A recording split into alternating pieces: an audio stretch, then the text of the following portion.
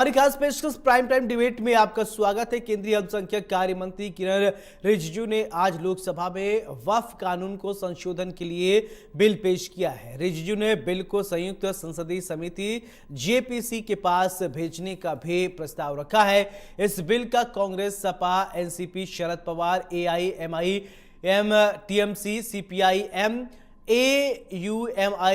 AUML, DMK, RSP ने विरोध किया है। कांग्रेस सांसद केसी वेणुगोपाल ने कहा कि सरकार कम्युनिटीज के बीच में विवाद पैदा करना चाहती है।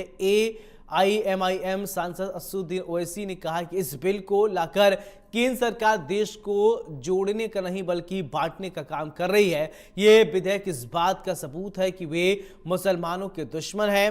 किरण रिजिजू ने कहा कि वक्फ एक्ट में पहले भी संशोधन हुए हैं। हम सच्चर कमेटी की रिपोर्ट के आधार पर बदलाव कर रहे हैं। इस कमेटी को कांग्रेस ने ही बनाया था। वक्फ अधिनियम 1995 संशोधन बिल पास होने के बाद वक्फ बोर्ड किसी भी संपत्ति को अपना नहीं बता सकेगा। अभी वक्फ के पास किसी भी जमीन को अपनी संपत्ति घोषित करने की शक्ति है। जमीन पर दावे से पहले उसका वेरिफिकेशन करना होगा। इस बोर्ड की मनमानी पर रोक लगाने, बोर्ड के पुनर्गठन से बोर्ड में सभी वर्गों समेत महिलाओं की भागीदारी भी बढ़ेगी। मुस्लिम, बुद्धिजीवी, महिलाएं और सिया और बोहरा जैसे समुदाय लंबे समय से मौजूदा कानून में बदलाव की मांग कर रहे हैं। इन सब के बीच सवाल उठता है कि क्या ये बिल संविधान के खिलाफ है? क्या इस बिल में किसी का हक छीना जा रहा है? वक्फ संशोधन बिल की जरूरत क्यों पड़ी? इस संशोधन से वक्फ बोर्ड कमजोर होगा, वक्फ बोर्ड की मनमानी पर लगाम लगेगी। इसके अलावा और भी कई सवाल उठते हैं जिन पर हमारी आज की प्राइम टाइम डिबेट केंद्रित होगा और चर्चा में हमारे साथ जयपुर से कुछ खास मेहमान भी जुड़ेंगे। जो खतरनाक है, कई जो वक्फ बोर्ड के फेवर में नहीं है, वक्फ को खत्म करना चाहते हैं। तो सरकार की दलील ये है कि सब दलील झूठी है। एक वो जो बोल रहे हैं ना, वो गांव डिक्लेयर कौन किया, वो बताएं देश को। वो गांव डिक्लेयर अगर हुआ है तो वक्फ बोर्ड पे नहीं बोलने पे नहीं हुआ है। इसलिए हुआ है कि सर्वे कमिश्नर की रिपोर्ट आई, उसके बाद गजीट इशू हुआ, और गजीट के लिए 1 साल का टाइम मुसलमानों के लिए, नॉन मुस्लिम के लिए कभी भी टाइम है। आप उसको ऑब्जेक्ट करिए ना। हैदराबाद में भी ऐसे के प्रॉपर्टीज थे जिनको गजीट के बाद भी कोर्ट ने ओवररूल किया।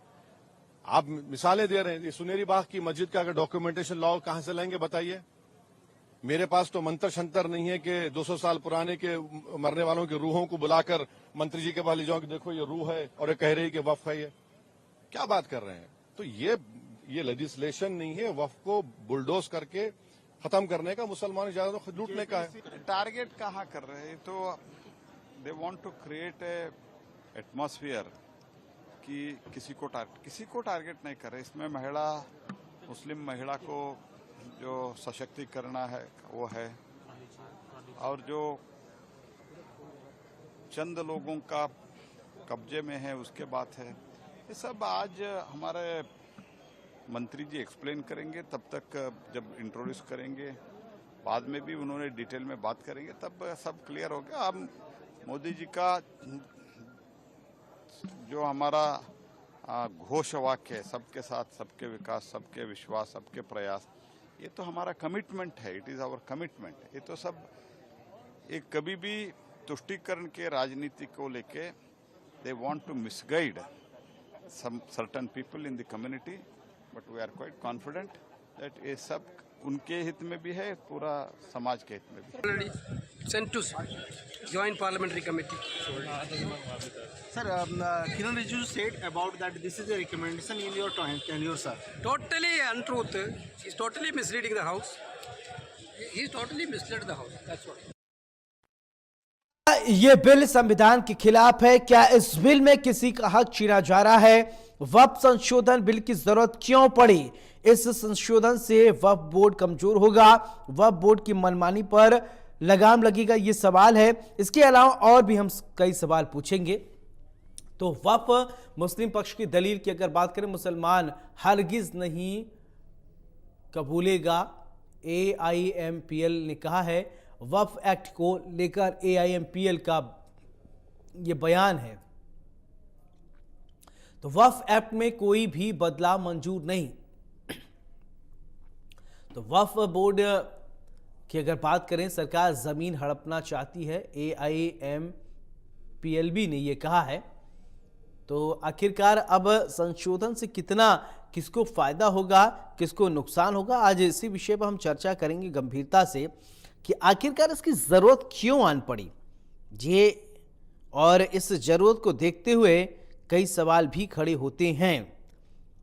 तो बहरहाल अब देखना यह होगा कि इस को अब सदन के पटल पर रखा गया है वक्फ बोर्ड को, और इसको लेकर कई सवाल अलग अलग विपक्षी पार्टियों की बात करें तो विपक्षी पार्टियों ने विरोध भी किया है। केंद्रीय अल्पसंख्यक कार्य मंत्री किरण रिजिजू ने आज लोकसभा में वक्फ कानून में संशोधन के लिए बिल पेश किया। रिजिजू ने बिल को संयुक्त संसदीय दल यानी JPC के पास भेजने का भी प्रस्ताव रखा। इस बिल का कांग्रेस, सपा, NCP, शरद पवार गुट का और AIMIM, TMC, CPI ने भी अपना विरोध जताया है। और कांग्रेस सांसद केसी वेणुगोपाल ने कहा कि सरकार कम्युनिटीज़ के बीच में विवाद पैदा करना चाहती है। तो ये आज का हमारा मुद्दा यही है कि क्या इससे किसको फायदा होगा। क्या वक्फ को अगर बात करें तो ये बिल संविधान के खिलाफ है, क्या इस बिल में किसी का हक छीना जा रहा है, वक्फ संशोधन बिल की ज़रूरत क्यों पड़ी।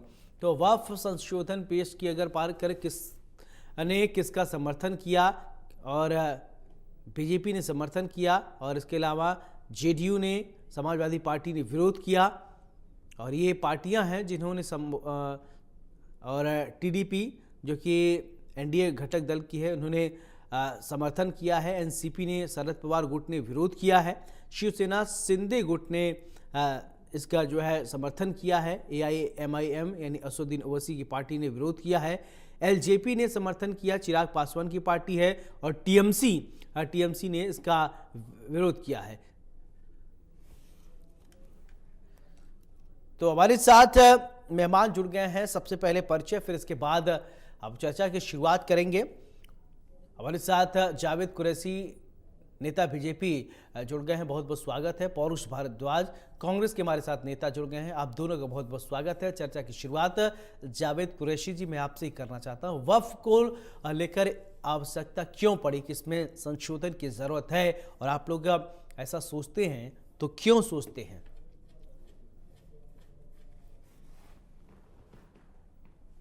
दर्शकों को मैं नमस्कार करता हूं, और मैं आगे बढ़ूं उससे पहले मैं ये कहना चाहता हूं कि ये बिल जो मोदी जी की कैबिनेट में पेश हुआ है जी, उस बिल का हम सर्व समाज खुले दिल से, मुस्लिम समाज इसका स्वागत करता है, अभिनंदन करता है। और वक्फ संशोधन अधिनियम पर बोलने से पहले मैं कुछ कहना चाहूंगा कि ऐसा कोई सगा मुसलमान नहीं जिसको वक्फ बोर्ड ने ठगा नहीं जी। वक्फ का मतलब होता है कि ऐसी प्रॉपर्टीज, ऐसी मिल्कियत जो अल्लाह के नाम पर किसी मुसलमान भाई बहन को, गरीब यतीम को दान में दी गई हो, ऐसी प्रॉपर्टी को हम वक्फ प्रॉपर्टी के बारे में जानते हैं।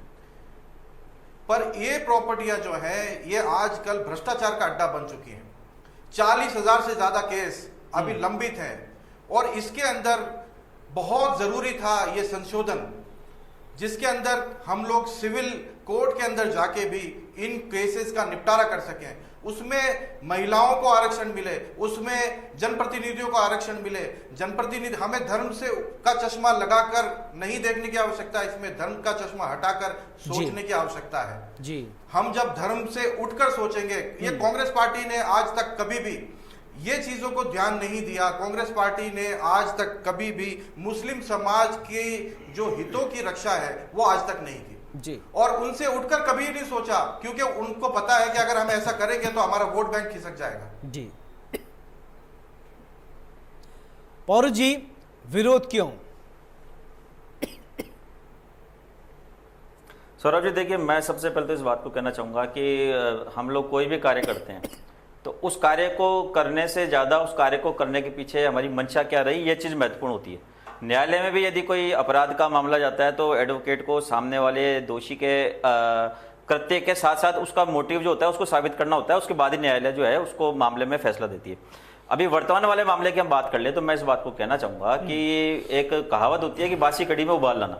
भारतीय जनता पार्टी द्वारा निश्चित तौर पे जिस प्रकार भारतीय जनता पार्टी के द्वारा पिछले लोकसभा चुनाव में जो उसका तेजी से ग्राफ नीचे गिरा, उसके बाद में जो भारतीय जनता पार्टी के लगातार जो घटनाक्रम घटे उसमें छिछालीदार हुई, और आगामी जो कई राज्यों के विधानसभा चुनाव होने वाले हैं और अभी जो लोकसभा के चुनाव है उसमें कई विधायक जो हैं वो चाहे भारतीय जनता पार्टी को या कांग्रेस पार्टी को वो सांसद बने हैं, तो उसकी जगह उपचुनाव भी होने वाले हैं। तो उसके संदर्भ में भारतीय जनता पार्टी के द्वारा एक बासी कड़ी में उबाल लाने का एक प्रयास किया गया। मैं बहुत तरीके से और बिल्कुल फैक्ट पे बात करते हुए अपनी बात को कहना चाहूंगा, मैं हवाई बातें नहीं करता। मैं आपसे बात कहना चाहूंगा कि भारतीय जनता पार्टी के द्वारा आप जमीनी बात करें, हवाई बात मीडिया को दोष नहीं दे रहा हूं, भारतीय जनता पार्टी के जी मैं सौरभ जी इस बात को कहना चाहूंगा कि भारतीय जनता पार्टी के नेताओं के द्वारा और भारतीय जनता पार्टी के मंत्री के द्वारा मीडिया के माध्यम से जनता में भ्रम फैलाया जा रहा है कि साहब अब से पहले जो वक्फ बोर्ड की संपत्तियां होती थी उसके जो है कहीं पर भी न्यायालय में अपील नहीं होती, वो खाली वही ट्रिब्यूनल में मामला होगा और उसकी आप कहीं पे भी अपील नहीं कर सकते। मैं ध्यान आकृष्ट करना चाहूंगा आपका, और मैं बड़ी जिम्मेदारी के साथ बोल रहा हूं, अगर आप मुझे कहेंगे तो मेरे मोबाइल के अंदर मैं आपको मैं ये चाहता हूं कि आप बताएं कि आप वक्फ संशोधन का आप विरोध क्यों कर रहे हैं, ये विरोध का कारण पहले बताइए, फिर इसके बाद हम भूमिका पे चलेंगे, इतिहास। देखिए मैं इसी बात को कहना चाह रहा हूं कि भारतीय जनता पार्टी के द्वारा जो बासी कड़ी में उबाल ला करके एक धार्मिक ध्रुवीकरण करने का प्रयास किया जा रहा है, देश के 80% हिंदू मतदाताओं को मुसलमानों के नाम पर बेवकूफ बनाने का जो षड्यंत्र है भारतीय जनता पार्टी का। देखिए एक बार आपने मुझे प्लीज अपनी बात आप बीच से बोलने से कुछ नहीं होगा। आपके बारे में एक बार पौरू जी क्या संशोधन में मुसलमानों के साथ अन्याय हुआ, इनके साथ दिक्कत यही है। अब मैं ये नहीं बता सकता किसके साथ क्या दिक्कत है, मैं ये जानता हूँ, मेरे सवालों का जवाब चाहिए मुझे। 200 करोड़ बोलने लग जाते हैं। मैं आपको आपसे कह रहा हूँ कि इनके द्वारा ये भ्रम फैलाया गया कि भाई कोई अपील नहीं होती। 200 करोड़ क्या है, आप ये बताइए मुझे, दो आदमी ऐसे बताइए अल्पसंख्यक समाज के गरीब तबके के उन लोगों को लेके आइए जिनको आपने फायदा दिया सर, आप ये बताइए ना आपने फायदा क्या किया वक्फ को लेकर। ये अभी ऐसे अरे संपत्तियों कोई हिसाब किताब नहीं है क्या, यदि हो जाए तो क्या बुरा है। अरे पौरू जी, आपके वक्फ बोर्ड के चेयरमैन राजस्थान में बन के बैठे, कितनी महिलाएं अंदर बताइए। 2 महिला प्रतिनिधि वक्फ बोर्ड के अंदर होती है, और एक शिया समुदाय की होती है और एक सुन्नी समुदाय अरे की सिर्फ होती है। कांग्रेस को, अरे फैक्ट बताइए, दिक्कत क्या है, व्हाट्स प्रॉब्लम, दिक्कत क्या है। आज मोदी जी महिलाओं को साथ लेकर, पौरू जी मैं ये जानना चाहता हूँ, अगर समस्या का समाधान हो जाता है, समस्या का समाधान हो जाता है, किसी कोई महिलाओं को साथ में लेकर की बात कर रहे हैं। समस्या है सर, नहीं आज हम ये कहना चाहते हैं सर, यद से नारी पूजन के रमन के तत्व देवता, नारियों की जहाँ पूजा होती है वहाँ देवता। इतना हंगामा क्यों, इतना हंगामा क्यों? सुधारों की नहीं है बात, यह है कि जो प्रावधान ऑलरेडी जी।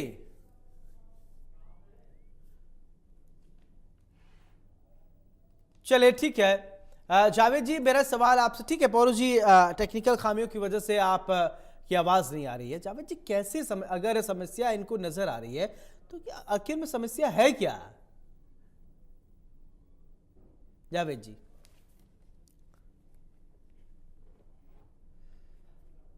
लगता है कि आवाज नहीं आ रही है।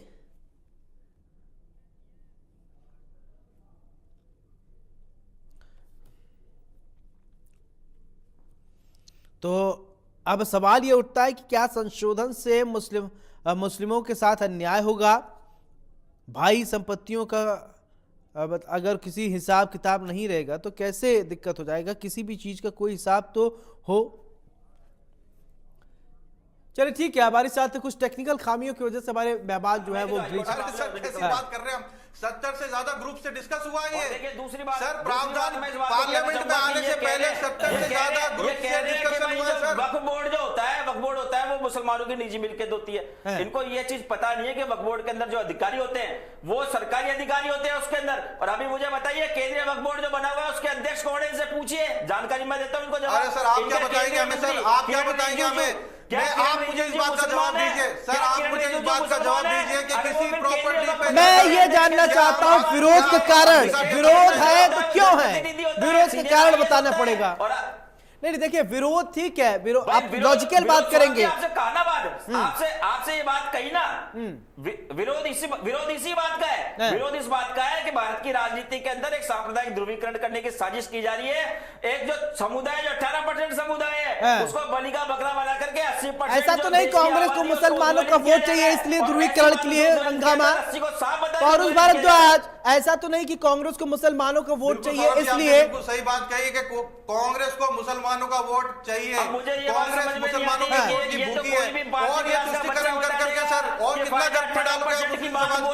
80% की बात बोलने में है। ये तो 5वीं क्लास का आप कितना डालेंगे सर, ये बताइए कितना गर्भ में डालेंगे? आप कैसी बात कर रहे हैं? 18% की बात उठाने में, 80% की उठाने में, मैं देश की 80% आबादी का आपके चैनल के माध्यम से आंखें खोलना चाह रहा हूं। मैं ये कहना चाह रहा हूं कि भारतीय जनता पार्टी के द्वारा आपकी आंखों में धूल झोंकने के लिए मुस्लिम समुदाय को टारगेट बनाया जा रहा है और वो प्रावधान बताया जा रहा है कि जो प्रावधान ऑलरेडी आज की तारीख में है।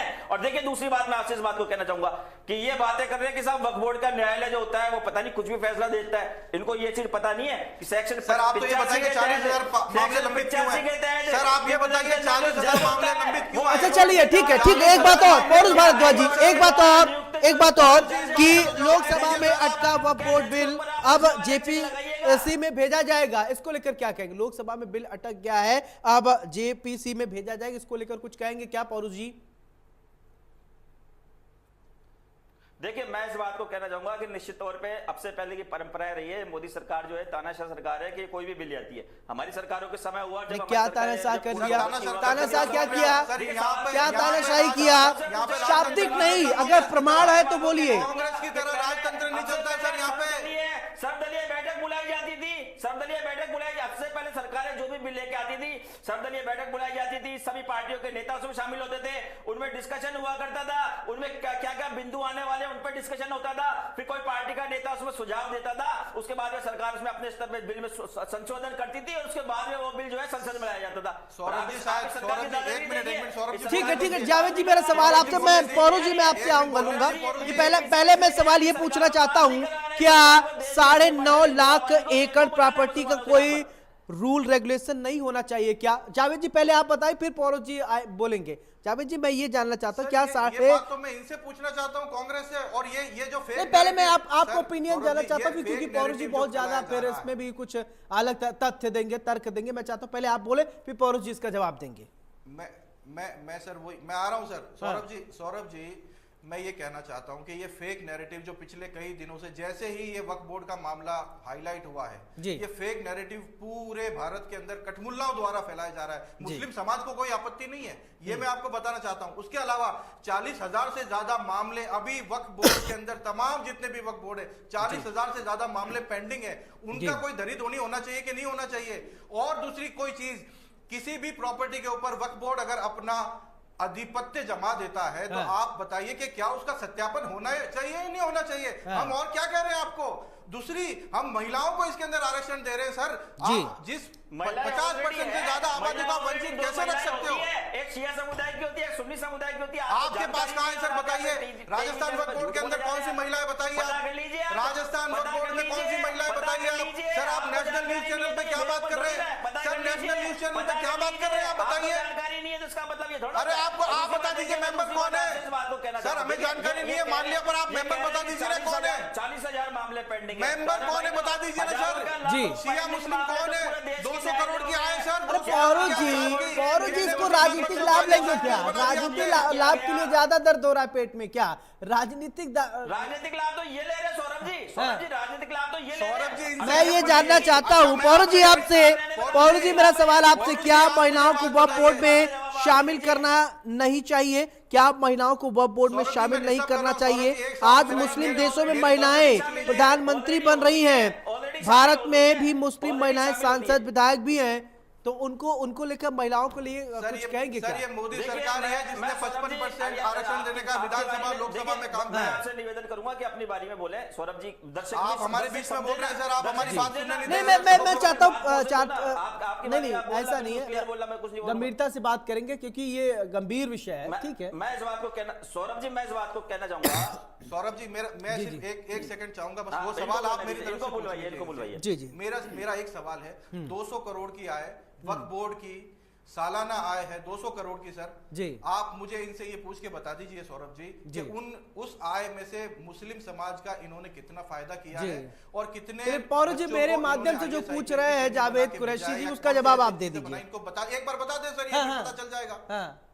अब मैं जावेद कुरैशी जी से निवेदन करूंगा कि शांति से मेरी बात सुने, ताकि इनके खुद के भी ज्ञान में वृद्धि हो। अगर ये पार्टी लाइन पे सर हमारे ज्ञान में पूरी वृद्धि, आप चिंता मत करिए। अरे कोई किसी को ज्ञान की किताबें नहीं, ज्ञान की गोलियां किसी को नहीं देंगे, अपने अपने बारे में बोलेंगे। आप अपनी भाषा की मर्यादा रखिए, भाषा की मर्यादा रखिए सर। ये झूठ बोलना ज्ञान देखिए, अरे ठीक है पौरू जी, आपके पास ज्ञान होगा, आपको ज्ञान, आपको मुबारक हो, लेकिन किसी के ज्ञान पर आप सवाल मत उठाइए, जवाब दीजिए। आप अपनी बात रखिए सर, आप अपनी बात रखिए, अपनी बात रखिए, आप आपको बताऊंगा, सुनिए आप अपनी बात रखिए। आप मैं आपसे इस बात को कहना चाहूंगा कि देखिए, इन्होंने सवाल उठाया कि साहब वक्फ बोर्ड की आमदनी इतनी है। मैं आपसे इस बात को कहना चाहूंगा कि हिंदू समाज की जो संपत्तियां होती है, अरे हिंदू समाज में क्या हो रहा है सर, वक्फ बोर्ड की बात हो रही है। अरे वक्फ बोर्ड की बात हो रही है सर।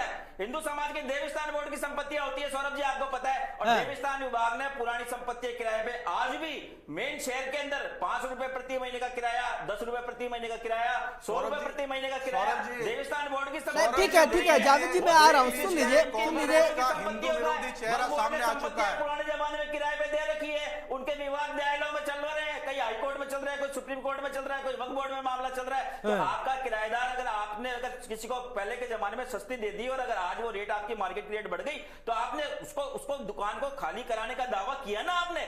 और ये ना कौन मना कर रहा है इस बात को। दूसरी बात देखिए, वक्फ बोर्ड जो होता है उसमें वक्फ बोर्ड जो होता है वो किसी समाज की संस्था नहीं होती। हाँ, समाज के लिए संस्था होती है। हम इस बात को कह सकते हैं कि संस्था जो है, चाहे देवस्थान विभाग हो चाहे वक्फ बोर्ड हो, ये समाज के लिए बनी हुई संस्था होती है। परंतु ये समाज की संस्था हो ऐसा नहीं होता। ये दोनों संस्थाएं जो होती है सरकारी संस्थाएं होती है, सरकार इनकी मॉनिटरिंग करती है। सरकार के इसमें प्रतिनिधि होते हैं, IAS स्तर के प्रतिनिधि होते हैं, RS स्तर के प्रतिनिधि होते हैं। देखिए, मैं दूसरी बात मैं आपसे इस बात को कहना चाहूंगा। देखिए, अभी इस बात को कह रहे थे, ये अभी कह रहे थे। ठीक है पौरू जी, ठीक है पौरू जी, लगातार आप नहीं बोलेंगे। जावेद जी अपनी बात रखिए, ठीक है, सुनिए, ठीक है, सुन लिया मैंने, सुन लिया।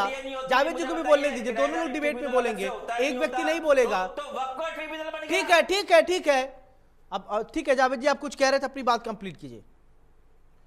सौरभ जी, मैं तो इनसे एक बात पूछ रहा हूं। इन्होंने अभी समाज की बात की कि मुस्लिम समाज, हिंदू समाज, तो हमने तो जनप्रतिनिधियों को इसमें मेंबर बनाने का प्रावधान रखा है, तो क्या जनप्रतिनिधि उस समाज का हिस्सा नहीं है? दूसरा, इन्होंने सर अभी हिंदू जनप्रतिनिधि ऑलरेडी मेंबर होता है। पूछने दीजिए पौरू जी प्लीज, आप कंटिन्यू नहीं बोलेंगे। सांसद को मेंबर बनाया आपने वक्फ बोर्ड में, स्टेट वक्फ बोर्ड में सांसद भी। अरे कौन से वक्फ बोर्ड में बनाया? आप देखिए, मैं आपके बारे में बीच में नहीं बोला था, बीच में मत बोलिए पौरुष भारद्वाज जी, अभी जावेद जी को बोलने दीजिए, लगातार आप ही बोलेंगे। हिंदू विरोधी चेहरा सामने आ चुका है सर। सौरभ जी, कांग्रेस पार्टी का हिंदू विरोधी चेहरा सामने आ चुका है। कहां वक्फ बोर्ड की बात हो रही है, कहां ये देवस्थान बोर्ड की बात करने लग गए।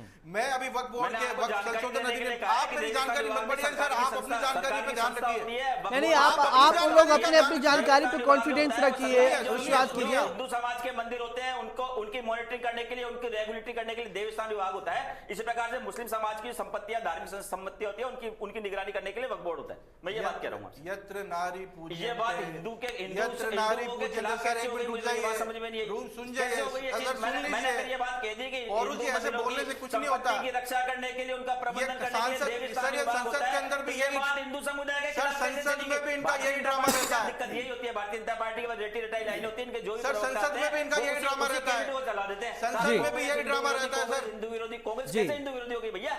आप ये बताइए ना, राम मंदिर के अंदर आपके राम मंदिर की छतें टपक रही है। चलो ठीक है, हमारे साथ अब्दुल लतीफ जी भी जुड़ गए हैं, सचिव मिल्ली काउंसिल के। बहुत बहुत स्वागत है अब्दुल जी। ठीक है, ओके, ठीक है, आप लोगों को बात आ गई। ठीक है अब्दुल साहब, आप, मेरा सवाल आपसे, ये वक्फ बोर्ड को लेकर अभी कांग्रेस और विपक्ष जो है बहुत विरोध कर रहा है, कैसे देखते हैं जो बिल लेकर आया जा रहा है वक्फ बोर्ड को? क्या आप किस तरीके से आप दर्शकों को हमारे समझाइए प्लीज। अनम्यूट कीजिएगा अब्दुल जी। आया है इस बिल पे जो मकसद है लाने का, वो अभी सियासी फायदा उठाना चाहती है बीजेपी जी।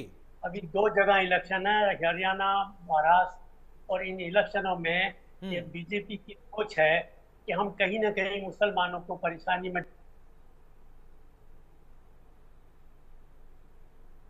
आपकी आवाज चली गई अब्दुल जी, अनम्यूट करके बोलिए। तो इसलिए मेरा ये कहना है कि जो ये बात है, ये जो समझते हैं कि इस बिल के माध्यम से हम वोट बढ़ा लेंगे अपने, वो नहीं बढ़ेंगे। दूसरी बात यह है कि जो ये बिल लाए हैं वो बिल्कुल गलत बिल है। जी। जैसे इनका कहना है कि दो औरतें ऑलरेडी बोर्ड के अंदर मौजूद है। जी। जो वक्फ बोर्ड का बोर्ड होता है उसमें 2 औरतों को मेंबरशिप मिलती है और वो 2 औरतें मेंबर होती है ऑलरेडी। जी। तो अब ये कौन सी नई बात लेके आ गए हैं? जी। इसी तरह से जो ये बात कहते हैं कि साहब 2 गैर मुस्लिम जो है मेंबर होने चाहिए, अब वो कैसे हो सकते हैं साहब? क्या देवीस्थान में 2 मेंबर मुसलमान होने चाहिए या 2 मेंबर मुसलमान जो है? जावेद जी पहले सुन लीजिए, फिर मैं आपके पास आऊंगी, क्योंकि आपके ऊपर आरोप लगे कि आप पॉलिटिकल माइलेज लेना चाह रहे हैं। मैं जानूंगा किस तरीके का पॉलिटिकल माइलेज आप लेंगे। ठीक है, अब्दुल जी कह रहे हैं, वरिष्ठ हैं, सुनिए पहले इनको। तो मेरा ये कहना है इस मामले में कि इन्होंने जो है सिर्फ सियासी एतबार से इन्होंने ये किया है, और जहां तक ये पावर वक्फ बोर्ड के खत्म करके कलेक्टर को देना चाहते हैं, ये बहुत गलत है। इसलिए गलत है कि कलेक्टर, आप सब जानते हैं इस बात को कि जो प्रशासन के अंदर जो लोग बैठे हैं उनका काम क्या होता है, किस तरह होता है। हमारा मुल्क भ्रष्टाचार में डूबा पड़ा है, बगैर दिए लिए कहीं कोई काम नहीं होता है। अब पब्लिक का बोर्ड है, पब्लिक से जुड़े हुए लोग होते हैं, इसमें भी टोटल सरकार का ही दखल है। सरकार का ही दखल है कि बोर्ड के 2 मेंबर तो चुने हुए होते हैं, वो मेंबर होते हैं जो चुनते हैं। चलिए ठीक है, ठीक है, ठीक है, ठीक है। अब बोलिए जावेद जी, आपकी बारी है। पॉलिटिकल माइलेज आप लेना चाह रहे हैं और मुसलमानों को परेशान भी करना चाहते हैं। मैं अपनी बात पूरी कर लूं। हाँ। देखिए, दूसरा मेरा ये कहना है कि इसमें एक एमएलए, एक एमपी और 4 मुख्यमंत्री नॉमिनेट करते हैं। तो 4 वोट 2, ये 6 तो वैसे ही हो गए। ये अब बोर्ड में 9 आदमी हैं, तो 4 आदमियों का फैसला आखिरी फैसला होता है। तो सरकार का तो पूरा दखल पहले से ही है, फिर सरकार ये और इसके अच्छा एक बात बताइए, क्या गैर मुस्लिम भी वक्फ बोर्ड की गवर्निंग काउंसिल के सदस्य होंगे? अगर हो भी जाते हैं तो क्या कोई बुराई है क्या? ऐसी बुराई नहीं है। वो क्या जाने हमारे वक्फ बोर्ड के बारे में जी, हमारे नियम के बारे में, हमारे कुरान के फैसले के बारे में। आप लोग अलग से हैं क्या? आप अलग से हैं क्या? देश से अलग है क्या? अरे कमाल करते हो आप, मुसलमान कुरान को मानते हैं, आप अलग से क्यों नहीं है? हम कोई है उनको क्या कहोगे और को थोड़ी मानते हैं। अच्छा, किसी को नहीं मानते? कोई हमारे कुरान को कोई गैर मुस्लिम थोड़ी मानता है जी। हम कुरान के मानने वाले हैं, कुरान के मुताबिक फैसले होते हैं। हिंदू क्या जानता है कुरान के बारे में? ठीक है, मैं हिंदू मुसलमान नहीं जानता, मैं आपका सम्मान करता हूँ, मैं ये जानता हूँ, ये कैसा नियम है? महिला शामिल नहीं होंगी। अरे महिला मौजूद है भाई, आपको गलत फहमी है, गलत ये भ्रम पैदा किया जा रहा है कि हम महिलाओं को जोड़ रहे हैं। महिला ऑलरेडी मौजूद है हमारे बोर्ड में। राजस्थान के अंदर 2 महिलाएं मौजूद है, हिंदुस्तान के हर बोर्ड में महिलाएं मौजूद है। फिर कौन सी महिलाएं लाना चाहते हैं? और मेरे ये समझ में नहीं आ रहा है, क्या सिर्फ गुमराह कर रहे हैं पब्लिक को। एक मुसलमानों के अंदर ये बात पैदा कर रहे हैं, और मुसलमानों में कहीं सियासी, कहीं बोरे, कहीं ये। हम गुमराह नहीं कर रहे हैं, इसीलिए आप जैसे बुद्धिजीवियों को बुलाते हैं, आप जैसे लोगों को, पढ़े लिखे लोगों को बुलाते हैं। आप समझाइए, आप हमको कह रहे हैं साहब कि हमको जानकारी नहीं है। अगर मान लीजिए आप, मैं बता रहा हूँ ना कि बीजेपी ये बात पैदा कर रही है कि मुसलमानों के अंदर शिया अलग हैं, सुन्नी अलग हैं और गोरे अलग हैं इनका। तो ये बात कह करके ये बहका रही है। मैं एक बात आखिरी में धरना देना चाहता हूँ, जो समझ लेना चाहिए कि अगर इस बिल में कोई भी हमारे खिलाफ फैसला होगा तो जिस तरह किसानों ने आंदोलन किया था, उससे बड़ा आंदोलन पूरे हिंदुस्तान के हर वर्ग को लेकर हम वो आंदोलन में जाएंगे। और इस आंदोलन को चलिए ठीक है अब्दुल साहब, आपकी बात आ गई। अब जब अगर ऐसा नहीं हुआ, ठीक है, अगर आज हम पे जुल्म हो जाएगा तो कल उन पे भी जुल्म होने वाला है। चलिए हम उनका साथ मैं समझना चाहूंगा जावेद जी, ठीक है, आप पे जुल्म नहीं होने दिया जाएगा। ठीक है जावेद जी, देखिए अब्दुल जी कह रहे हैं हम पर जुल्म हो जाएगा। अगर ये कानून आता है तो जैसे किसानों ने आंदोलन किया था ऐसे ये भी आंदोलन करेंगे। सर 2014 में जब मोदी सरकार आई थी तब ये लतीफ खान साहब जैसे ही कुछ लोग थे जिन्होंने कहा था कि अगर मोदी जी आ गए तो मुसलमानों को भारत छोड़ के पाकिस्तान और बांग्लादेश जाना पड़ेगा। आप ये देख लीजिए कि 3 दिन पहले शेख हसीना को भारत की शरण लेनी पड़ी, 52 इस्लामिक मुल्क छोड़ के भारत में आना पड़ा। क्यों? ये है सनातन संस्कृति का पावर सर। तो सनातन और हम ये कहते हैं सर, आप बीच में नहीं, पौरू जी बीच में नहीं बोलेंगे आप। पौरू जी मैं आपके पास आऊंगा, अभी सुन लीजिए। ऐसा ठीक, ऐसा नहीं बीच बीच में आप सबकी बोलेंगे, ठीक है? आप अपने बारे में बोलिएगा, ठीक है? जावेद जी अपनी बात कंप्लीट कीजिए। सौरभ जी, मैं तो इनसे यही तो पूछना चाह रहा हूं, मैं कांग्रेस पार्टी और जितने भी लोग फेक नैरेटिव फैला रहे हैं, फैला रहे हैं, उनसे यही तो पूछ रहा हूं मैं सर कि 70 साल से जब से ये एक्ट बना हुआ है, इस एक्ट के माध्यम से कितने अल्पसंख्यक समाज के लोगों को फायदा मिला, कितने गरीब तबके के लोग ऊपर उठ के अमीर तबके में आए, कौन सी प्रॉपर्टीज ऐसी थी जिसने किसी आदमी ने सद्भावना के साथ में अल्लाह के नाम पर दान किया था और वो प्रॉपर्टी उसको उसी भावना के निहित किसी अच्छे काम के लिए यूज हो रही है, नहीं हो रही है सर। और उसके अलावा उस प्रॉपर्टी पे सर इन्होंने मुतवल्ली बिठा दिए, जो तनख्वाह भी लेते हैं, अपने आप को सरकारी अफसर की तरह ट्रीट करते हैं। वहां से जो इनकम आती है वो इनकम कहां जाती है उसका कोई हिसाब नहीं है सर। 1.25 लाख करोड़ की प्रॉपर्टी है सर, 1.25 लाख करोड़ की प्रॉपर्टी, उससे अल्पसंख्यक समाज को क्या फायदा मिल रहा है जी? मुझे तो ये बताइए ना, आप इस बात पे आप बात नहीं करना चाहते। आप हिंदू मुस्लिम के, बीजेपी हिंदू मुस्लिम कर रही है, अरे यहाँ हिंदू मुस्लिम नहीं, अल्पसंख्यक समाज के सशक्तिकरण की बात हो रही है जी।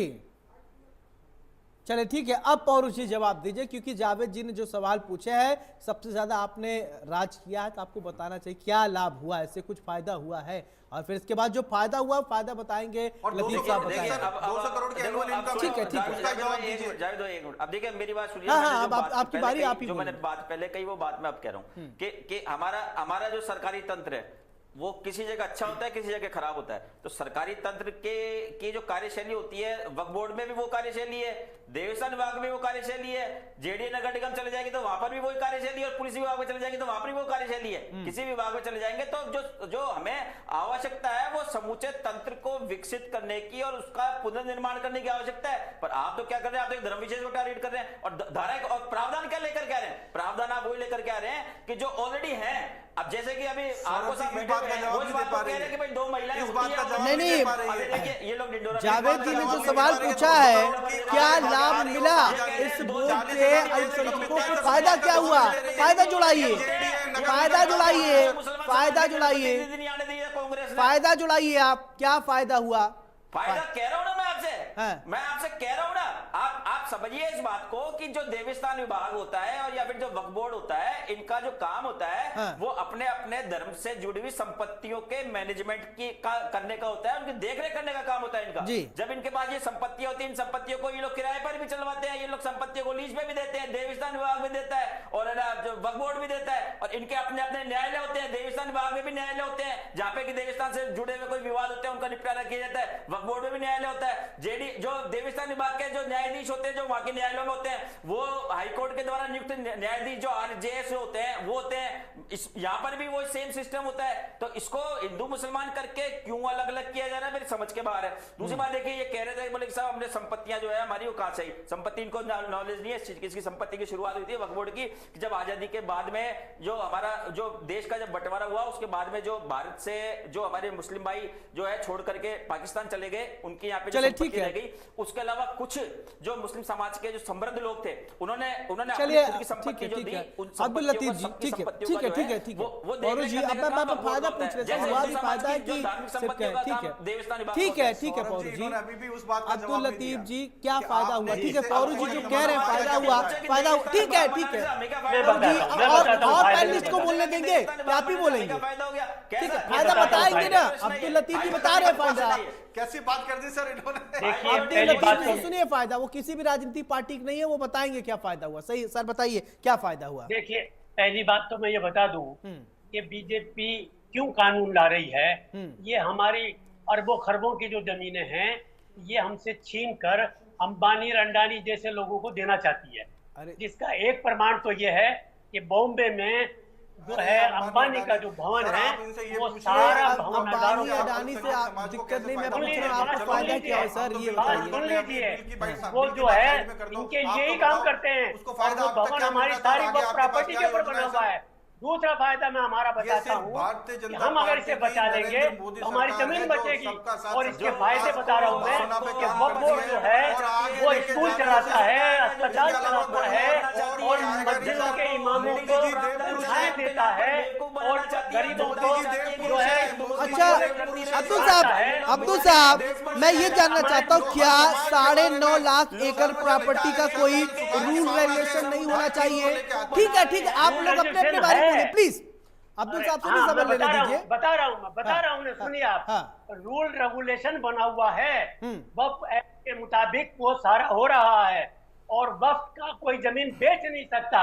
अगर बेच देगा तो वो कभी नहीं मानी जाएगी। ये यही तो चीज चाहते हैं कि वक्फ की जमीन बेची भी जा सकती है और वक्फ की जमीन गवर्नमेंट भी छीन सकती है अपनी जरूरत के लिए। अच्छा, सुधार की जरूरत है। इस तरह के अमेंडमेंट ला करके ये हमें बर्बाद कर देना चाहते हैं। बीजेपी ने हमारी स्कॉलरशिप बंद कर दी।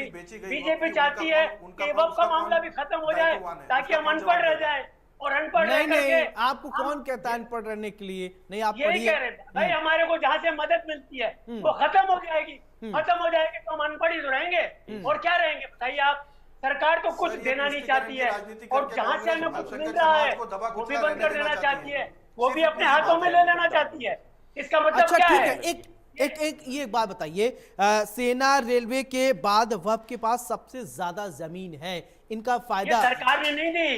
ये सरकार ने नहीं दी है, ये हमारी वक्फ की भी प्रॉपर्टियां हैं। हम जानते हैं कि मरने के बाद हमें अल्लाह के यहाँ क्या मिलेगा। जब अल्लाह के यहाँ लेना है तो यहाँ देके जाते हैं, वरना जो भी मरता है खाली हाथ जाता है, हम हाथ भर के लेके जाते हैं। जब अल्लाह के लिए हमने दे दिया तो हमारे दोनों हाथ भर के जाते हैं वहाँ, और खुदा के यहाँ हमें इसीलिए जन्नत मिलेगी। सर मैं वही बाकी कोई ऐसा नहीं करता। तो वो अल्लाह के लिए हम लेके जाते हैं के लिए नहीं होना चाहिए, इसलिए हम डोनेट करते हैं और हज़ारों करोड़ अल्लाह के लिए। देखिए मैं धर्म पर नहीं बोलना चाहता, मैं किसी आस्था पर नहीं बोलना चाहता। देखिए अब्दुल साहब, मैं किसी धर्म पर नहीं बोलना चाहता, ठीक है, सबका सम्मान है। ये हमने हमारी दी गई जमीन है, सरकार का एहसान नहीं है, सरकार ने नहीं दी है। तो आप कह रहे हैं कि सबसे ज्यादा जमीन वक्फ बोर्ड के पास तीसरे नंबर पे आती है। बिल्कुल आती है, हमारी दी है, हमारी। हिसाब किताब कौन रखता है अब्दुल साहब? हिसाब किताब ठीक है, ऐसा कभी होता है? सरकारी अधिकारी है, IAS अधिकारी है, बोर्ड के अंदर अधिकारी है, क्या बात करते हैं आप? सब लोग हिसाब रखते हैं। ऑडिट होती है इसकी, ऑडिट के अंदर सारा चाहता है, इनकम टैक्स वाले भी मांगते हैं तो देनी पड़ती है। सब जगह होता है, ऐसा बगैर हिसाब अंधेरे में नहीं है। ये गुमराह कर रही है बीजेपी। अच्छा बताओ, टारगेट करने की ठीक है, सब कुछ होता है, यहाँ अपील भी होती है। अगर वक्फ बोर्ड के अंदर में मैं हार जाऊंगा तो मुझे हक है कि मैं अपील कर सकता हूँ। गवर्नमेंट कह रही है, बीजेपी कह रही है कि नहीं, झूठ बोलती है, झूठ बोलने की इनको आदत है। ये झूठ बोल करके वोट ले लेती है। इन्होंने बोला अच्छा कांग्रेस सही बोल रही है, कांग्रेस सही बोल रही है। अरे आप कांग्रेस कौन सा बात ऐसी है? कांग्रेस लेकर आई थी बिल, इसलिए सही बोल रही है। जो कहती है वो करती है, ऐसी बात नहीं है। और जो बीजेपी कहती है वो करती ही नहीं है, क्या करती है? चलिए ठीक है, ठीक है। मोदी जी ने क्या कहा कि हम उन गरीबों को, उन पिछड़ों को हम मदद करें। क्या मदद कर दें जो उनको मदद दे रहा है? अच्छा एक बात और बता दीजिए, बस एक बात और बता दीजिए अब्दुल साहब कि सुप्रीम कोर्ट हाई कोर्ट से बड़ा है आपका वक्फ बोर्ड। एक मिनट, ठीक है, सुप्रीम, एक मिनट मैं भी समझ लूं, मैं भी आप लोग सीख रहा हूँ, आप लोग वरिष्ठ है, मैं सीख रहा हूँ, मैं जानना चाहता हूँ, आई वांट टू नो, मैं जानना चाहता हूँ। ये बताइए सुप्रीम कोर्ट या हाई कोर्ट से भी बड़ा है वक्फ बोर्ड? अब्दुल साहब मुझे समझा दीजिए। बिल्कुल बड़ा नहीं है, हमारा हर फैसला हाई कोर्ट और सुप्रीम कोर्ट में चैलेंज किया जाता है जी, है नहीं जाता है। जयपुर की बात बता दूं मैं आपको, जयपुर के अंदर MLA क्वार्टर अभी तोड़े पाइथन में, ये वक्फ की जमीन थी, सुप्रीम कोर्ट ने फैसला दिया ये वक्फ की जमीन है और वो बिकने से लेकिन एक बात है, एक कोटेशन में पढ़ना चाहता हूँ, मैं चाहता हूँ इसको बताएं। अगर ऐसा अब्दुल होता साहब, तो वक्फ बोर्ड का फैसला मान लिया जाता। तो पूरे बोर्ड का फैसला है। वक्फ बोर्ड के सेक्शन 85 में कहा गया है, एक मिनट देखिए, वक्फ बोर्ड के मामले में सुप्रीम कोर्ट ने तारीफ एक बार सुनिए पौरुष जी, ये थोड़ा सा मैं समझ लूँ जो अब्दुल साहब से, वक्फ बोर्ड के सेक्शन 85 में कहा गया है कि बोर्ड के फैसले को सुप्रीम कोर्ट या हाई कोर्ट में चुनौती नहीं दी जा सकती है, ये कहा गया ऐसा नहीं सेक्शन कहा। 85 में। तो फिर बिल्कुल नहीं कहा है। इस वक्त का जो बोर्ड है, इस वक्त का जो तो एक्ट वक्फ है, एक्ट के- उसमें कहीं ऐसा नहीं है कि हाई कोर्ट या सुप्रीम कोर्ट में मैंने चैलेंज सेक्शन भी नहीं बता किया दिया, जा सकता। 85 सेक्शन 85 कुछ है, ठीक है, अब आप लोग देख लीजिएगा। ऐसा मैं देख लूंगा, ऐसा है नहीं, बिल्कुल नहीं है। ये गुमराह करने के लिए ऐसी बातें कही जाती है चलिए, ठीक है, ताकि आपकी लोग बात आ समझें गई, कि गुमराह- हाँ, ये बात तो बड़ी ठीक अच्छी है। अब मैं आपसे पूछता हूँ, देखिए आज ये हमारे खिलाफ 2 आदमी थे, उन कोर्ट में लगा रहे हैं गैर मुस्लिम, कल ये देवी स्थानों में भी लगाएंगे, आज हम नाराज हैं, कल चलिए, हिंदू अब नाराज हो ठीक है, जाएंगे। मैं क्या चाहूंगा काम कर रही है कांग्रेस? क्या मोदी जी इसी काम के लिए बैठे हैं? क्या हमें लगाएं? हम डिमांड करेंगे कि भाई वहां भी लगाइए 2 आदमी, जब वहां लगाएंगे वो मान लेंगे मुसलमानों को? नहीं मानेंगे। तो ये नफरत फैलाने का काम कर रहे हैं बीजेपी वाले। ये नफरत चलेगी नहीं, पूरा हिंदुस्तान का हर आदमी जान गया है अब हिंदुस्तान में नफरत नहीं चलेगी। अब हिंदू मुस्लिम अलग नहीं हो सकता। हम उनके लिए लड़ेंगे, वो हमारे लिए लड़ेंगे, हम मिलकर काम करेंगे और ऐसे नफरत फैलाने वाली पार्टियों को खत्म करके रहेंगे, मिलकर करेंगे। अच्छा ठीक है, एक बात जावेद जी मेरा सवाल आपसे, ठीक है, ओके आपकी बात आ गई पौरू जी। जावेद जी मेरा एक सवाल आपसे, मंदिरों की समितियों में कोई गैर हिंदू नहीं है, फिर वक्फ संपत्ति में इसकी जरूरत क्या है कि गैर मुस्लिम हो? इसका जवाब दीजिए। सर गैर हिंदू की तो बात ही नहीं, सर गैर मुस्लिम की तो बात ही नहीं हुई है इसके अंदर। ऐसे नहीं हुई है, प्रपोजल है सर, और उसके अलावा आप जनप्रतिनिधि। झूठ बोल रहे हैं यहाँ पे। अरे अब्दुल साहब, अब आपकी बारी नहीं है, अब जावेद जी को जवाब देने दीजिए। दीजिए। सर जनप्रतिनिधि तो सबका जनप्रतिनिधि होता है ना, ये तो राहुल गांधी सबके नेता नहीं है क्या जी? आप बोल दिए यार राहुल गांधी सिर्फ गांधियों के नेता या हिंदुओं के नेता, क्या बात कर रहे हैं आप? वक्फ बोर्ड का इनको ये नहीं पता, हमें क्या नहीं पता है? आपत्ति किसी बात की तो है? अरे आप कैसी बात कर रहे हो, कहाँ बात लेके जा रहे हो सर? सुधार कीजिए, अच्छी मंशा के साथ सुधार कीजिए। अच्छी मंशा के साथ ही सुधार किया सर। 70 साल में आपने डकैती डाली है, उस डकैती को वसूल करने का काम मोदी सरकार करेगी। बनाया जा रहा है, आपत्ति इस बात की है, आपत्ति इस बात की नहीं कि सुधार हो रहे। 70 साल से आप कह रहे 2 अब मेरे को महिलाओं बोलने की नियुक्ति दीजिए। करें। अरे ठीक है पौरू जी, औरों को बोलने दीजिए, ठीक है, मैं आऊंगा, पूरा मौका दूंगा। जावेद कुरैशी जी को सुनिए, अगर ये कुछ बोल रहे हैं, ऐसा आपको उसमें विरोधाभास लगता है, आप विरोध दर्ज कराइएगा, लेकिन अपने बारी में, ये नहीं कि आप लगातार बोलेंगे सब ये बेकार हो जाएगा डिबेट। ठीक है जावेद जी बोलिए। सौरभ जी, संसद में भी यही ड्रामे इनके होते हैं सर, दूसरों को नहीं बोलने देते, और डिबेट में भी इनके यही ड्रामे होते हैं। 70 साल से जो डकैती कांग्रेस के सानिध्य के अंदर इस वक्फ बोर्ड ने की है, मोदी सरकार उसको वसूल करने का काम कर रही है। अगर आपने उतनी हमें कमी नहीं दी होती तो आज संशोधन करने की जरूरत ही नहीं पड़ती ना सर। इन्होंने वो लूप होल छोड़ा है ना सर, उन्होंने वो गैप छोड़ा है ना कि आज संशोधन करने की आवश्यकता पड़ गई इसके अंदर। आप वक्फ बोर्ड की प्रॉपर्टीज में जाके देखिए, मुतवल्ली बैठे हैं, जिसका हक जिसको था उसको मिल ही नहीं रहा है सर, तो उस वक्फ बोर्ड का फायदा क्या है? जब भी तो हमने सर ये संशोधन लाया। मोदी सरकार सबका साथ सबका विकास ये नारा यूं ही नहीं देती है सर, हवाबाजी नहीं करते हम लोग, ड्रामे नहीं करते हम लोग। इसका एक प्रावधान ऐसा बता दीजिए कि जो प्रावधान पहले नहीं था और अब ये सरकार लिया ही। आप बता दीजिए ऐसा कोई प्रावधान जो बता दीजिए। आप ये कह रहे हैं मेंबर नया बिल कभी भी पुराने प्रावधान से आता ही नहीं है। एक बार बताइए, चलिए आप मुझे एक बार बताइए, नया बिल कभी पुराने प्रावधान से आता ही नहीं है, आपको यही नहीं पता है सर। तो फिर अमेंडमेंट का मतलब क्या हुआ? सरकार की तरफ से नियुक्त, अमेंडमेंट का मतलब क्या हुआ सर? आप कह रहे हैं पुरानी बातें नहीं में शामिल है, अमेंडमेंट का मतलब क्या हुआ? उसमें जो जज बैठे, अरे आप बोलने दीजिए ना। अरे आप फैक्ट पे आइए ना सर, फैक्ट पे आइए, आप फैक्ट पे आ नहीं रहे हो, बिना फैक्ट के बात कर रहे हो। साहब आकर के कोई मुल्ला जी आकर के थोड़ा जज बन के बैठेंगे उसके अंदर, इनको ये नॉलेज नहीं है। हाई कोर्ट के द्वारा नियुक्त जज ही तो ट्रिब्यूनल में बैठेगा ना, इनको ये जानकारी नहीं है। ये क्या सोच रहे हैं भारतीय जनता पार्टी वाले? ये सोच रहे हैं एक नहीं 3-3 बैठे, 3-3 होंगे, वो वहां पे आकर क्या करते होंगे?